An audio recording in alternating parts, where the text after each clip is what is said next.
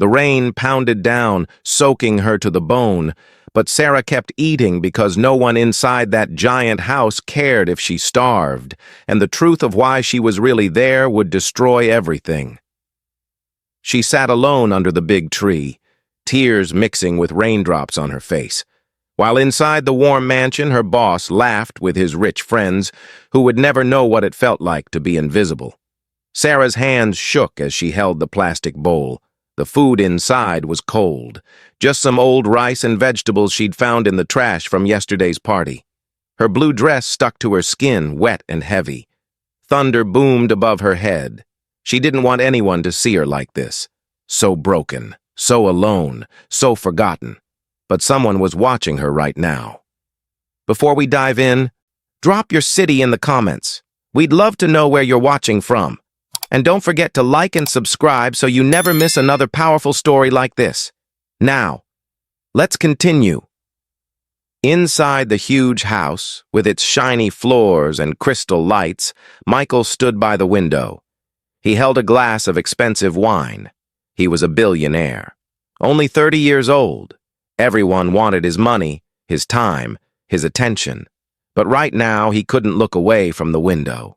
His maid, Sarah, eating in the pouring rain. Why was she outside? Why was she alone? And why did looking at her make his chest hurt so bad? Michael, hello? Are you even listening? His friend Brad snapped his fingers in Michael's face. Michael didn't answer. He couldn't stop staring. Sarah had worked for Michael for 2 whole years. 2 long, hard years. She woke up at 5 every morning. She cleaned his giant house.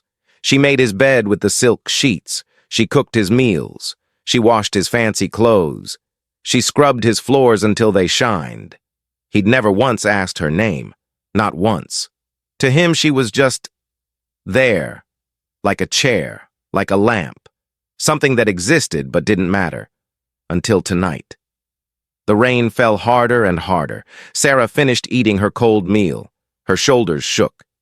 She wasn't crying because of the rain or the cold. She was crying because today was her birthday, 25 years old, alone, forgotten, invisible. Her mom was sick, far away in another city. Sarah sent every single dollar she made back home. Every penny. She had nothing left for herself.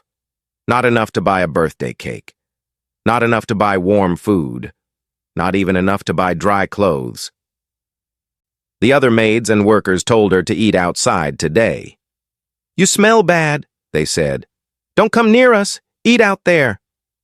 So she sat outside, in the rain, in the cold, in the dark, because she had nowhere else to go. What they didn't know, what nobody knew, was the real reason Sarah worked in this house.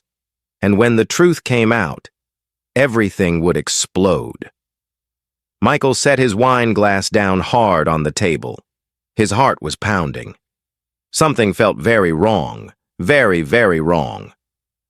"Excuse me," he said to his rich friends. He walked straight to the door. "Where are you going?" Brad called after him. "The party just started." Michael didn't answer. He pushed open the big front door and walked out into the storm. Rain hit his face. His expensive suit got soaked immediately. His leather shoes splashed through puddles. He walked straight to Sarah. She looked up. Her eyes went wide. She looked scared. "Sir?" Her voice was tiny, almost a whisper. "Why are you out here?" His voice came out angry, sharp, but he wasn't angry at her. Sarah jumped to her feet, still holding her empty bowl. Water dripped from her hair. I didn't want to bother anyone, sir. I'm so sorry." "Sorry?" Michael's jaw got tight. "You're eating garbage in the rain, alone, on your birthday." Sarah's mouth fell open. "How did you—" "I heard the other workers talking, laughing, making fun of you." Shame burned through Michael's chest like fire. "Why didn't you eat inside with everyone else?" Michael asked. Sarah looked down at her wet feet. They told me I couldn't, sir." "Who told you that?" "The head housekeeper, Miss Patricia. She said I don't belong with them." She said I'm beneath them. Michael's hands curled into fists. And you believed her? Sarah's bottom lip shook. I'm just a maid, sir. I'm nobody. I'm nothing. Those words hit Michael like a punch to the stomach. Nothing. She thought she was nothing. Michael had spent 10 years building his company, making money, becoming powerful, buying fancy cars, living in this huge house, throwing big parties, collecting expensive things. But he'd never once stopped to really look at the people around him. The ones who made his perfect life possible. The ones who suffered while he celebrated. Sarah was right in front of him every single day, every morning, every night. And he'd never really seen her, not once, not until this moment. Come with me, Michael said. His voice was firm. Sir, I can't. That's not a request, Sarah. Come with me.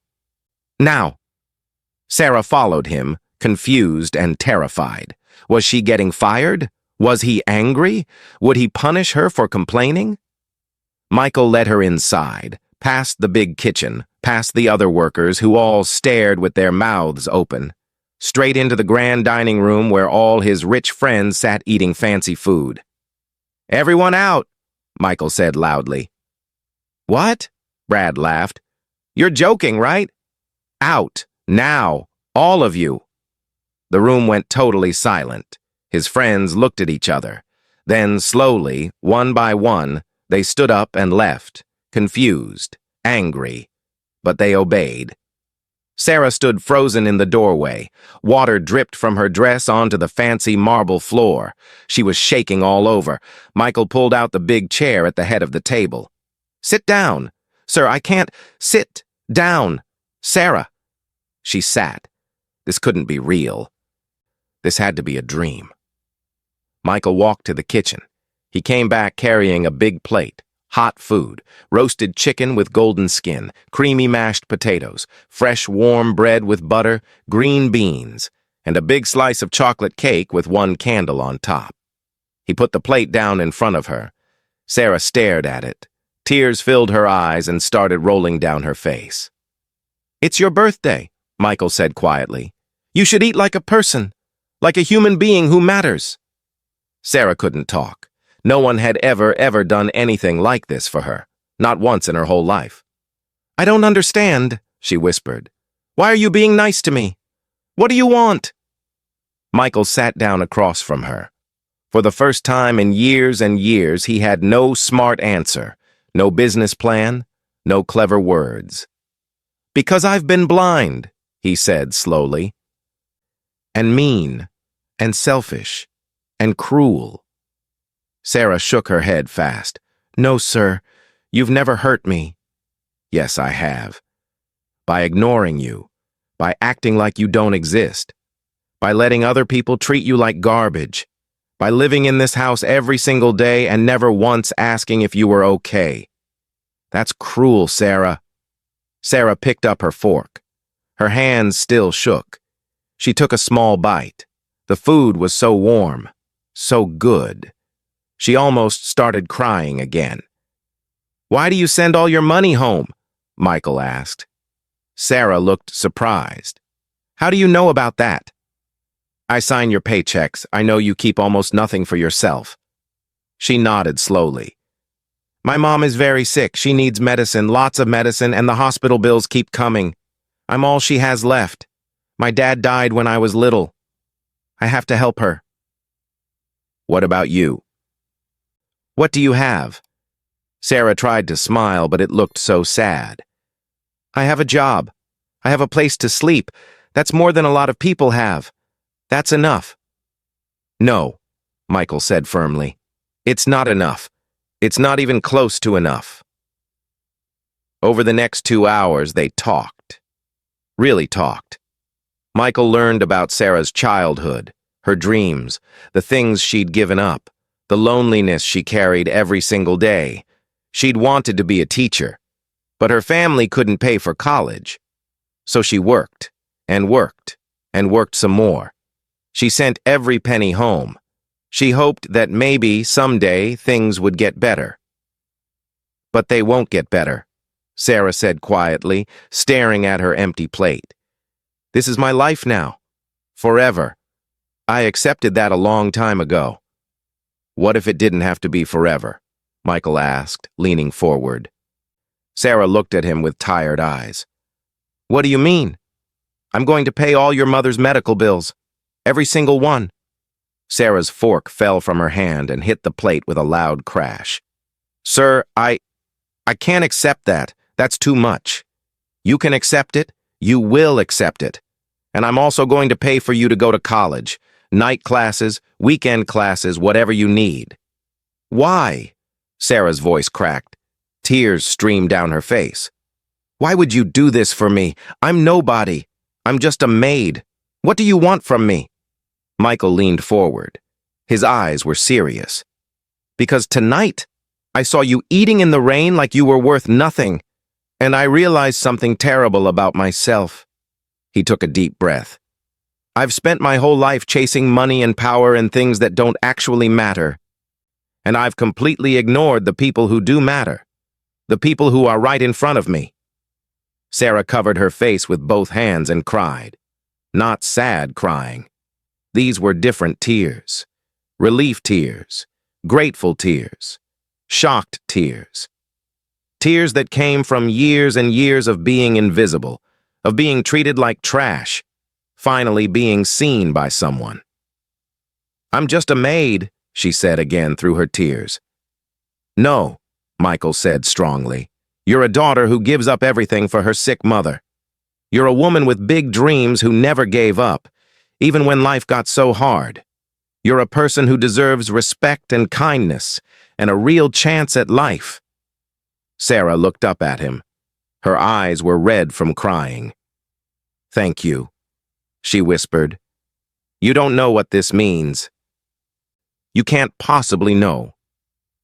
I think I'm starting to understand, Michael said softly. The next morning, the sun came out. Michael called a big meeting. Everyone who worked in the house had to come. All the maids, all the cooks, all the gardeners, everyone. They gathered in the main hall, nervous, confused, whispering to each other. Michael stood at the front. Sarah stood next to him. She'd changed into clean, dry clothes. She stood up straight.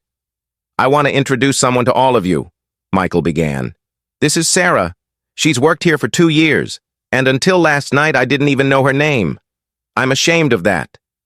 The workers looked at each other, shifting uncomfortably. That changes right now, today. Sarah is no longer just a maid. She's the new director of staff welfare. She's going to make sure everyone here is treated fairly. With respect, with dignity, like human beings. Everyone gasped. Mouths fell open. Miss Patricia, the mean head housekeeper who'd sent Sarah into the rain, turned white as a ghost. And if anyone has a problem with that, Michael continued in a strong voice, you can leave right now. The door is right there. No one moved. No one said a word. Good, Michael said. Sarah, it's your turn to talk. Sarah stepped forward. Her heart pounded so hard she could hear it in her ears. She looked at all the workers, the same people who'd laughed at her, pushed her away, made her feel worthless. I know exactly what it's like to be invisible, she began. Her voice was quiet, but it got stronger with each word. I know what it's like to work so hard and get nothing back, to be treated like you don't matter, like you're less than human. She took a deep breath. That ends today, right now. We're going to build something better here. All of us. Together. Every single person deserves respect. Every person deserves kindness. Every person deserves to be seen. And if you can't give that to others, then you don't belong here. The room stayed silent for a few seconds. Then someone in the back started clapping. Then another person. Then another. Soon everyone was clapping. Even Miss Patricia, though she looked like she might be sick. Weeks went by. Then months. Sarah started going to college at night. She studied so hard. Michael paid for everything. Her classes, her books, her mother's hospital bills, everything.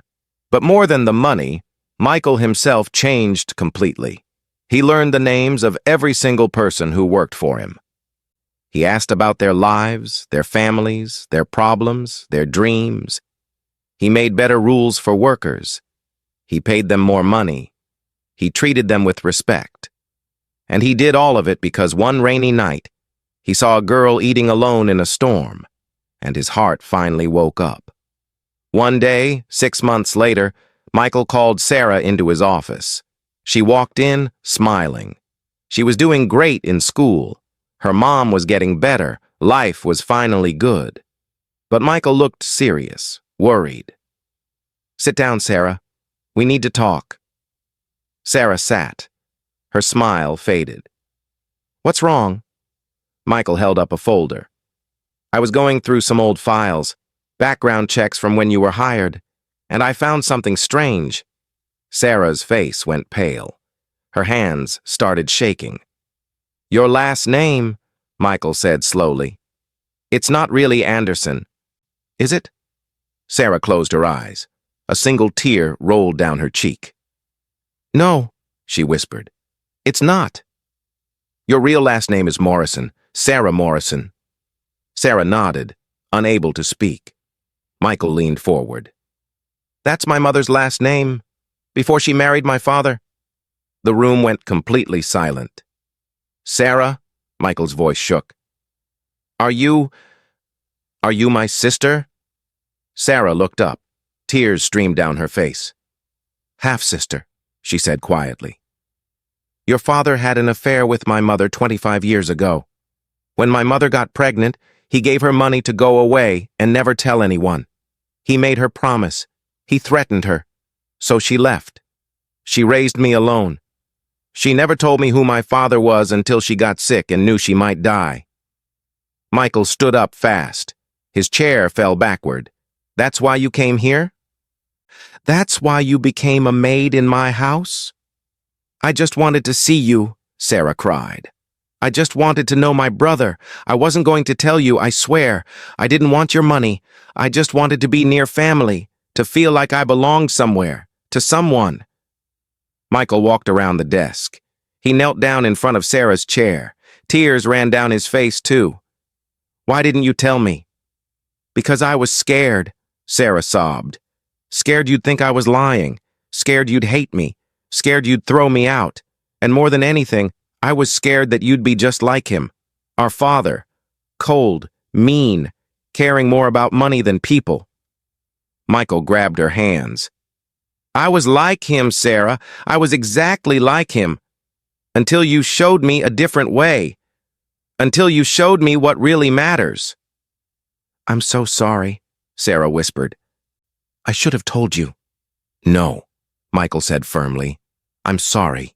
I'm sorry you felt like you had to hide. I'm sorry our father treated you and your mother that way. I'm sorry you had to work as a maid in your own brother's house just to feel close to family." He pulled her into a tight hug. "You're not my maid, Sarah. You're my sister, my family. And I'm never letting you feel invisible again. Ever." 1 year later, everything was different. Sarah graduated from college at the top of her class. Michael sat in the front row, cheering louder than anyone else in the whole building. After the ceremony, they stood outside together. It started to rain again, but this time it felt different. "Do you remember a year ago?" Michael asked. "When I saw you eating in the rain?" Sarah smiled. "How could I forget?" "That was the night everything changed." "I was so blind," Michael said.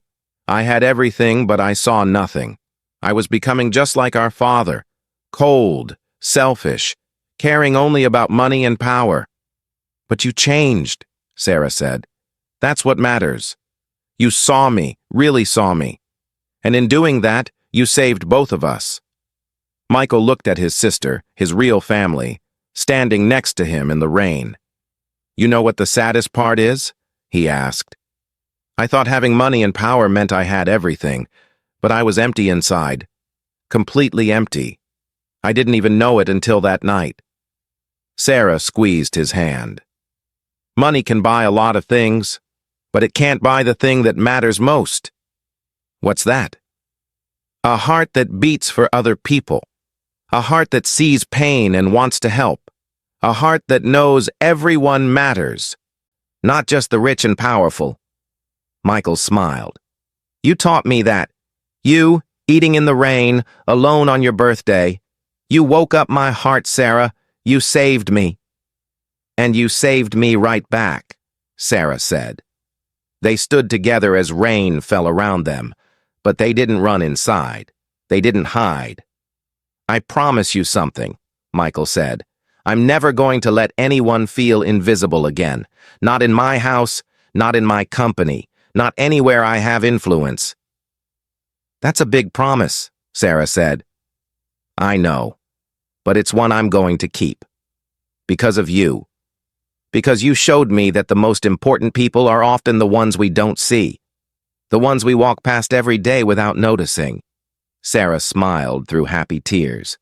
I'm proud to be your sister. I'm proud to be your brother, Michael said. And I'm sorry it took me so long to find you. As they walked back to the car together, Sarah looked back at the building. She thought about the girl she used to be. Invisible, broken, eating garbage in the rain because no one cared if she lived or died. That girl was gone now.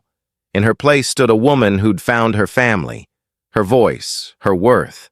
And Michael, the billionaire who thought he had everything, finally understood what he'd been missing his whole life. Not more money, not more power, just a heart willing to see people, really see them. So here's the question I want you to think about. If you were Michael, would you have walked out into that rain? Or would you have stayed inside, comfortable and blind, while someone suffered right outside your door? And if you were Sarah, would you have had the courage to keep going? To keep hoping? To keep believing you mattered, even when the whole world told you that you didn't? Think about the people around you right now, the ones you see every day but don't really notice. The coffee shop worker, the janitor, the delivery person, the person serving your food. Do you see them? Really see them? Or are they invisible to you? Maybe today is the day your heart wakes up too. If this story touched your heart, if it made you think differently about the people around you, if it reminded you that everyone deserves to be seen and valued, I need you to do something for me. Drop a comment right now.